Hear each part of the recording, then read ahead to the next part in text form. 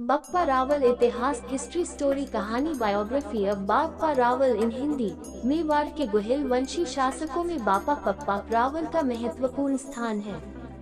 बापा के जन्म व माता पिता के बारे में विद्वानों में मतैक्य नहीं है, लेकिन इसका बचपन मेवाड़ के एकलिंजी के पास नागदा गांव में व्यतीत हुआ, इसी पर सभी विद्वान एक मत है। यहाँ पर नागदा के जंगलों में गायें चराते हुए बप्पा का संपर्क हरित राशि से हुआ था। बप्पा रावल का इतिहास। बप्पा रावल का आरंभिक जीवन और हरित राशि से मुलाकात। हरित राशि पाशुपत लकुलिश मत में दीक्षित एक सन्यासी थे। बापा ने हरित राशि की खूब सेवा की। ये समय प्रतिकूल परिस्थितियों का था। अरब खलीफाओं के खूनी संघर्ष व धर्म परिवर्तन के अत्याचारों से हरित राशि दुखी थे। बप्पा के व्यक्तित्व, विचारों तथा प्रतिभा से हरित राशि काफी प्रभावित हुए थे। उन्होंने रावल बप्पा में वे सभी गुण देखे जो तत्कालीन परिस्थितियों को अनुकूल परिस्थितियों में बदल सकते थे। यही सोचकर बापा को हरित राशि ने उसी तरह शिक्षित व प्रशिक्षित किया, जिस तरह चाणक्य ने चंद्रगुप्त को तैयार किया था। हरित राशि ने अपने जीवन का अंतिम समय जानकर बापा को वरदान दिया कि तुम मेवाड़ के शासक बनोगे और तुम्हारे वंशजों के हाथ से कभी मेवाड़ का राज्य नहीं जाएगा। इस वरदान के साथ हरित राशि ने बापा को आर्थिक सहयोग भी किया और यह भी कहा तुम्हारा संबोधन रावल होगा। बप्पा रावल का मेवाड़ शासक बनना। Bappa Rawal becoming Mewar ruler. हरित राशि के अवसान के बाद बापा ने सेना का संगठन किया और चित्तौड़गढ़ पर आक्रमण कर उस पर कब्जा कर लिया और अपने राज्य की सीमा का विस्तार भी किया। Telegram group join now. इस समय पश्चिम भारत अरबों के आक्रमणों से लगातार संघर्ष करना पड़ रहा था। इस विषम परिस्थितियों को अनुभव कर बापा रावल ने अरबी सेना से टक्कर लेने का निश्चय किया। उसने प्रतिहार नागभट्ट प्रथम, साभर व अजमेर नरेश अजयराज, हाड़ौती के धवल, मार जैसलमेर के शासक देवराज भाटी एवं सिंध के राजा दाहिर से मिलकर एक संयुक्त मोर्चा बनाया। बप्पा रावल के नेतृत्व में इस संयुक्त मोर्चे की सेना व अरब की खलीफा शक्ति के बीच जबरदस्त युद्ध हुआ। मोहम्मद बिन कासिम को भी पराजित किया। सिंध को मुक्त कराकर इस सेना ने ईरान, इराक व खुरासन तक प्रदेश जीत लिया। बप्पा रावल ने यहाँ कई विवाह किए, धर्मांतरित हुए लोगों को पुनः हिंदू बनाया। बप्पा रावल के कार्य। बप्पा रावल्स वर्क। फतहुल बलदान नामक अरबी ग्रंथ का लेखक बताता है कि अब भारत में पुनः मूर्ति पूजा आरंभ हो गई। इस प्रकार बप्पा ने मेवाड़ की सीमा को ईरान, इराक व खुरासान तक बढ़ाया और प्रथम बार अरब खलीफाओं के आक्रमणों व धर्म परिवर्तन के प्रयासों पर अंकुश लगाया। बप्पा रावल ने अपने राज्य की प्रशासनिक व्यवस्था को सुदृढ़ किया तथा कई निर्माण कार्य भी करवाए। सोने का सिक्का भी जारी किया। बप्पा रावल ने अपने जीवन के चतुर्थाश्रम में प्रवेश करने पर अपने पुत्र को राज्य सौंपकर हरित राशि की परंपरा में संन्यास ग्रहण किया और संन्यासावस्था में ही इनका देहांत हो गया। एकलिंजी से कोई 3 किलोमीटर उत्तर दिशा में बप्पा रावल का अंतिम संस्कार किया गया। इस अंतिम संस्कार स्थल को आज भी बप्पा रावल के नाम से जानते हैं, जहां पर बप्पा का मंदिर अनुमा समाधि बना हुआ है। हरित राशि की भविष्यवाणी के अनुसार बप्पा रावल के वंशज सन 1947 में भारत के आजाद होने तक मेवाड़ पर शासन करते रहे। बप्पा रावल का मेवाड़ इतिहास में स्थान। Bappa Rawal's place in Mewar history. इस तरह बप्पा के वंशजों का मेवाड़ पर 1300 वर्षों तक अधिकार रहा, जो भारत में सबसे अधिक जीवित राजवंश के नाम से जाना जाता है। इतिहासकार ओझा ने बप्पा रावल को एक स्वतंत्र, प्रतापी और विशाल राज्य का स्वामी बताया है। डॉक्टर गोपीनाथ शर्मा ने बप्पा का स्थान मेवाड़ के इतिहास में अग्रणी स्वीकार किया है। ये धर्मनिष्ठ था।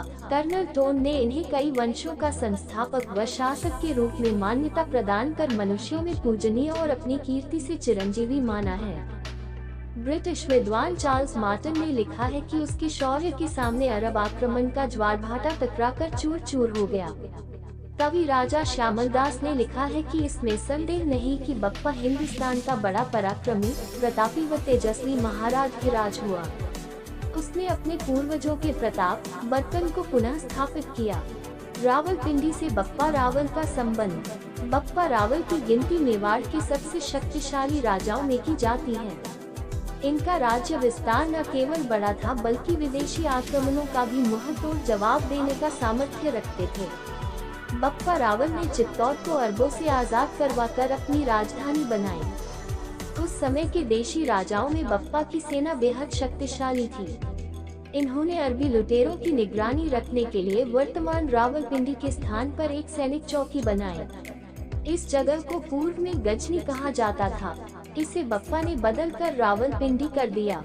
वर्तमान अफगानिस्तान तक मेवाड़ की सीमाओं की रक्षा करना एक कठिन प्रश्न था, फिर भी रावल ने साहस का परिचय देते हुए लगातार 16 वर्षों तक अरबी लुटेरों को हिंदुस्तान से दूर रखा और सिंध में अरबों के प्रभाव को हमेशा के लिए समाप्त कर दिया।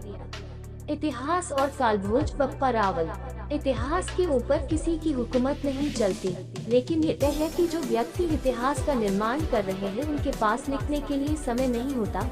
आज हम जो इतिहास पढ़ते हैं वो कलम से अधिक चंद सिक्कों की खनक से लिखा गया था, जिसमें महान लोगों को लुटेरे और लुटेरों को महान लिख दिया गया।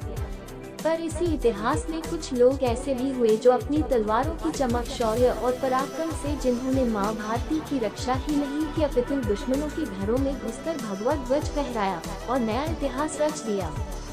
आज हम जिस इतिहास की गाथा को बता रहे हैं यह उस समय का इतिहास है जब भारत भूमि से हजारों कोस दूर अरब के रेगिस्तान में मजहबी सोच उफान मार रही थी। इस मजहबी सोच ने एक और पूर्वी रोमन साम्राज्य का नक्शा समेट दिया था तो दूसरी तरफ फारस का पारसी साम्राज्य भी लगभग निस्तानाबूद कर दिया था। अब बारी थी हिंदुस्तान की मिट्टी को रौंदे जाने की, लेकिन ये सब कुछ घट रहा था तब यहाँ की मिट्टी में एक शूरवीर खेल रहा था। नाम था कालभोज, जिसे सब बप्पा रावल अर्थात पिता रावल कहते थे। बप्पा के बारे में कहा जाता है कि जब सन 711-712 के लगभग अरबी मुस्लिम आक्रांताओं को हरित ऋषि ने अपनी आंखों से देखा, तभी उन्होंने कहा था कि एक ऐसा योद्धा आएगा जो इन अरबी मुस्लिम आक्रमणकारियों को खदेड़ देगा। इसके बाद 713 में जन्मे कालभोज अर्थात बप्पा रावल की शिक्षा दीक्षा हरित ऋषि की देख-रेख में हुई। महर्षि हरित ने इनको युद्ध, अस्त्र और शस्त्र की शिक्षा प्रदान की। यही नहीं, जब वो मात्र 3 साल के थे तब वो और उनकी माता असहाय महसूस कर रहे थे, अतः इन्होंने भीलों के बीच रहना स्वीकार किया। भील समुदाय ने इनकी और इनकी माता का पालन पोषण किया, साथ ही भील समुदाय ने अरबी मुसलमानों से लड़ाई में बप्पा रावल का भरपूर साथ दिया। यह बालक यूं तो गहलोत राजपूत राजवंश में पैदा हुआ था, लेकिन देखते ही देखते समूचे मेवाड़ की प्रजा इसे अपने पिता के समान मानने लगी। बप्पा ने भी सम्मान को जाया नहीं जाने दिया और अपने कुल राजवंश के नाम की बजाय नया राजवंश आरंभ कर दिया, जिसमें अजमेर और जैसलमेर जैसे छोटे राज्यों को अपने साथ मिलाकर सारी प्रजा को सम्मान देते हुए नाम रखा मेवाड़ वंश और चित्तौड़ को अपनी राजधानी बनाया। दूसरी ओर सिंध में अरबी लुटेरों का शासन स्थापित हो चुका था। अब वो पूर्व की ओर आगे बढ़कर समूचे भारत को भी रौंदने की योजना बना रहे थे, लेकिन उन्हें मालूम नहीं था इस वक्त हिंदुस्तान के द्वार पर मेवाड़ी राजवंश के सबसे प्रतापी योद्धा बप्पा रावल का शासन है।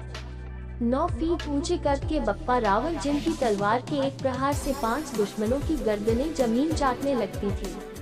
वीरता में उनकी बराबरी कोई और योद्धा नहीं कर सकता था। ये वो शासक एवं योद्धा थे जिनके बारे में राजस्थानी लोकगीतों में आज भी कहा जाता है, सबसे पहले बप्पा रावल ने केसरिया फहराया। सर्वप्रथम बप्पा रावल ने केसरिया फहराया और तुम्हारे पावन रज को अपने शीश लगाया। फिर तो वे ईरान और अफगान सभी थे जीते, ऐसे थे झपटे यवनों पर हो मेवाड़ी जीते। सिंध जीतने के बाद इस्लामी लुटेरों की फौज आगे बढ़ी तो उनका सामना बप्पा रावल से हुआ, लेकिन उन्हें बप्पा रावल की मेवाड़ी सेना ने धूल चटा दी।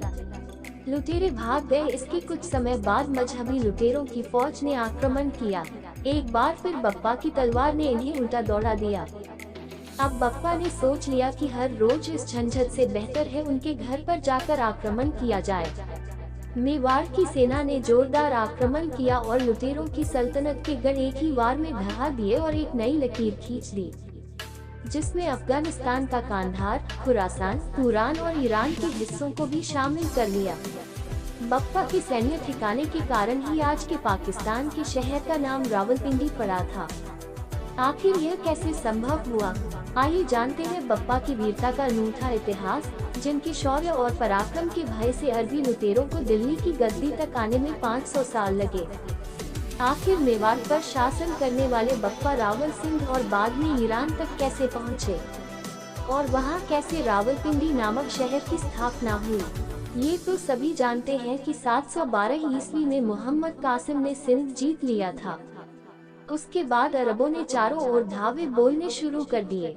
उन्होंने चवनों, मौर्यों, सेंधवों, कछेलों को हराया। मारवाड़, मालवा, मेवाड़, गुजरात आदि सभी भूभागों में उसकी सेनाएं जाने लगी। एक तरफ नागभट्ट प्रथम ने अरबों को पश्चिमी राजस्थान के मालवे से मार भगाया, वहीं दूसरे मोर्चे पर बप्पा ने यही कार्य मेवाड़ और उसके आसपास के प्रदेश के लिए किया।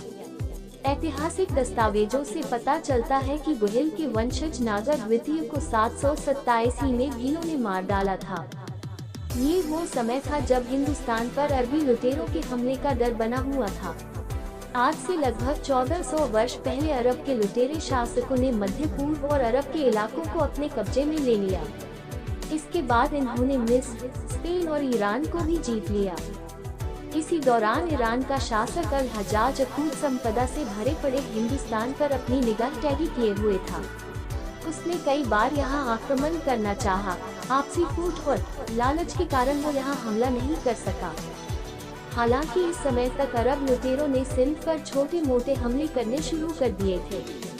इसके बाद अल हज्जाज के भतीजे और दामाद मोहम्मद बिन कासिम ने 712 ईस्वी में खलीफा की मदद से हिंदुस्तान की उत्तर पश्चिमी सीमा से सिंध पर आक्रमण कर दिया। उस समय दाहिर सेन सिंध के राजा थे।